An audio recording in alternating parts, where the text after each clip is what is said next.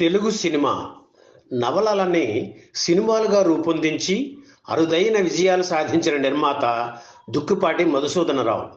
తన తల్లిగారైన అన్నపూర్ణమ్మ పేరు మీదే ఆయన చిత్ర నిర్మాణ సంస్థను నెలకొల్పి వన్నె తరగని పలు చిత్రాల్ని అందించారు. కథే హీరో అని నమ్మి ఆయన సినిమాలు తీశారు. పాత్రలకు తగ్గ నటీనటుల్ని ఎన్నిక చేయడంలో ఎంతో శ్రద్ధ వహించేవారు. సంగీత సాహిత్యాలకు అన్నపూర్ణ సంస్థలో పెద్దపీట వేసేవారు. అందుకే ఆయన చిత్రాలు నేటికి అజరామరంగా నిలిచాయి. ఆనాటి ఆంధ్రప్రదేశ్ ప్రభుత్వం నంది అవార్డులను ప్రారంభించిన తొలిసారి ఉత్తమ చిత్రంగా దుక్కిపాటి నిర్మించిన డాక్టర్ చక్రవర్తి చిత్రం ఎంపిక కావడం విశేషం. ఆర్టిస్టులు, టెక్నీషియన్లు దుక్కిపాటిని హెడ్ మాస్టర్ అని పిలిచేవారు. ఆయనంటే అందరికీ గౌరవం, భయం కూడా. సూర్యకాంతం అయితే ఆయన్ని రింగు మాస్టర్ అని పిలిచేవారు. దుక్కిపాటి ఎంత గొప్ప మనిషో, ఎవరిపైనైనా కోపం వస్తే చెక్కుచ్చుకొని కొడతా, జాగ్రత్త అనేవారు. పేమెంట్ విషయంలో ఆయన అంత నిక్కచ్చిగా ఉండేవారు. దుక్కిపాటి అంటే అక్కినేనికి ఎంత గౌరవమో. నమస్కారం కూడా పెట్టడం చేతగాని నన్ను తీర్చిదిద్దిన మహోన్నత వ్యక్తి అని ఆయన దుక్కిపాటి గురించి చెప్పేవారు. సినిమాకు సంబంధించిన అన్ని శాఖలపై మంచి పట్టు కలిగిన దుక్కిపాటి మధుసూదనరావు నిర్మించిన చిత్ర విశేషాల గురించి ఈ వీడియోలో చూద్దాం. అక్కినేని నాగేశ్వరరావు మేనేజింగ్ డైరెక్టర్గా 1951 అక్టోబర్ 10న అన్నపూర్ణ సంస్థ ప్రారంభమైన మంచి కథ, దర్శకుడి కోసం వెయిట్ చేసి చిత్ర నిర్మాణం ప్రారంభించడానికి 2 ఏళ్ల సమయం తీసుకున్నారు. ఆ సమయంలో దర్శకుడు కేవీ రెడ్డి పెద్ద మనుషులు చిత్రంతో బిజీగా ఉండడంతో ఆయన ఆ చిత్రం పూర్తి చేసి వచ్చే వరకు వేచి ఉన్నారు.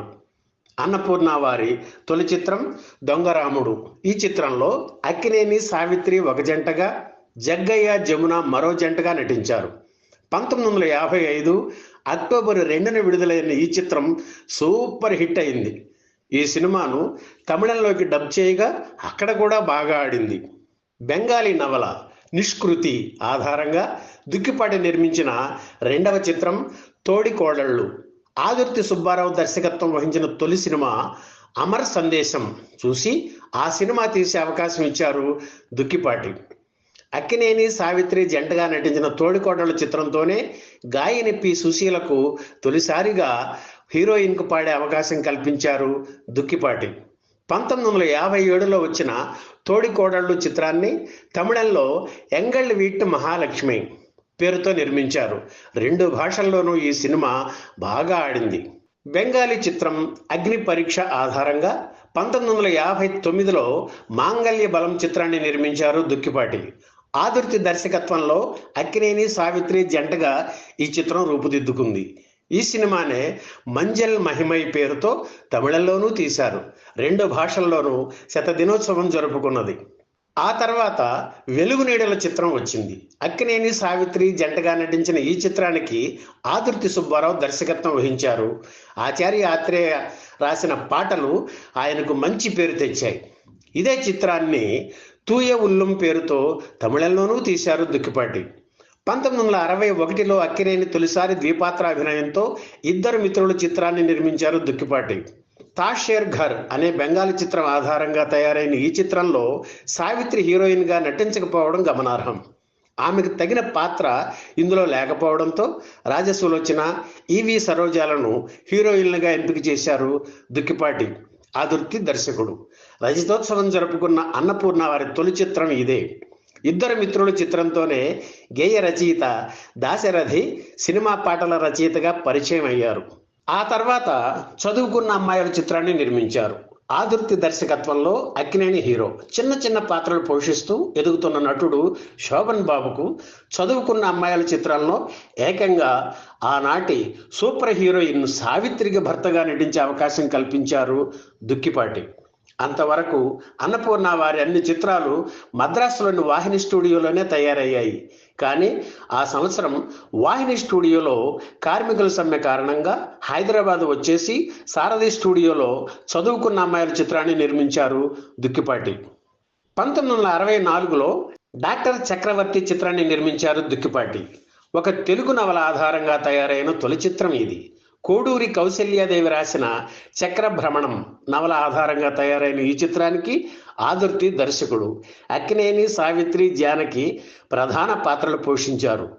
ఆదుర్తి సుబ్బారావు దగ్గర కో డైరెక్టర్గా ఉన్న కె విశ్వనాథ్ను దర్శకుడిగా పరిచయం చేస్తూ ఆత్మగౌరవం చిత్రం నిర్మించారు దుక్కిపాటి. అక్కినేని, కాంచన జంటగా నటించారు. ఆ తర్వాత ఆదుర్తి దర్శకత్వంలోనే పూలరంగడు చిత్రం తీశారు దుక్కిపాటి. అక్కినేని, జమున జంటగా నటించారు. ఆ తర్వాత డి యోగానంద్ దర్శకత్వంలో జై జవాన్ చిత్రాన్ని నిర్మించారు.